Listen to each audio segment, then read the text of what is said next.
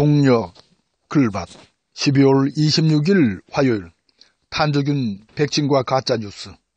청와대 직원들이 국민들을 외면한 채 몰래 저들만 탄저균 예방주사를 맞았다는 소식으로 나라가 온통 시끌시끌합니다. 이에 박수현 청와대 대변인은 이 백신은 질병관리본부에서 생물학 테러 대응 요원 예방 및 국민 치료 목적으로 1000명분을 도입 완료해 모처에서 보관 중이며, 이에 탄저균 테러에 대비한 치료 목적으로 백신 구입을 시행하게 됐다면서 부작용 등을 우려해 예방 접종은 고려하지 않고 있다고 밝혔습니다.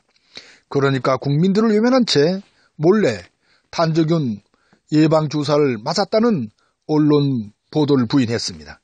하지만 어제인 25일 이를 두고 자한당은 대통령과 청와대 사람들뿐만 아니라 5천만 국민도 지켜달라면서 도대체 이 정부는 북한의 핵미사일 생화 공격 등 위협으로부터 우리 국민의 생명과 재산을 지키기 위해 하는 일이 뭐냐고 강하게 비판했습니다.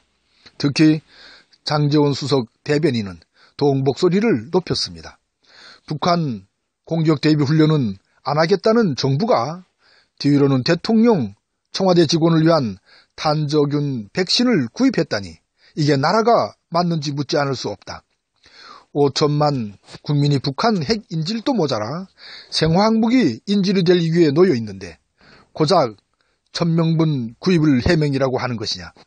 문재인 정권에서 사람은 350명의 청와대 직원과 1000명만 사람이냐라고요.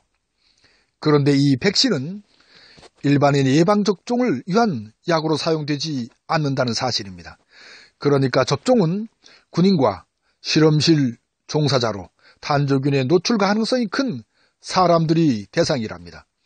약을 들여온 저소사와 미국의 질병관리본부는 일반적 예방접종은 권하지 않고 있다고도 하네요.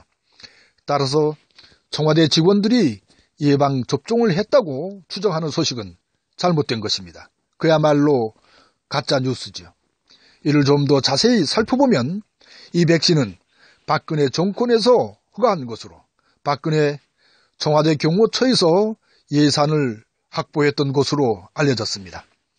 문제는 자한당의 태도입니다.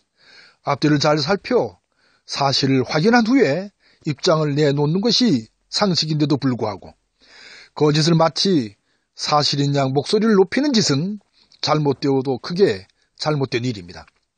백성들의 바른 길잡이 역할을 해야 할 정치권에서 더구나 자신들의 정권이 저질러온 이 일을 이처럼 왜곡시키는 짓은 비난을 받아 마땅합니다. 더 큰 문제는 박근혜 참사에 따른 그 어떤 책임도 지지 않고 있는 자한당입니다. 악법의 그늘에 숨어 사사건건 발목을 잡고 물고 늘어지는 저들의 작태는 도를 넘고 있습니다. 그야말로 해산되어야 할 정당은 통진당이 아니라 자한당이라는 주장이 나올 정도니까요. 곳곳에 숨어 권모와 술수를 부리고 있는 음흉하기 짝이 없는 수구 꼴통들의 짓거리를 이제는 더 이상 방치할 수 없는 정도에 이른 오늘입니다. 아무튼 저들의 짓거리에 분노를 삼키는 화요일 새벽입니다. 고맙습니다.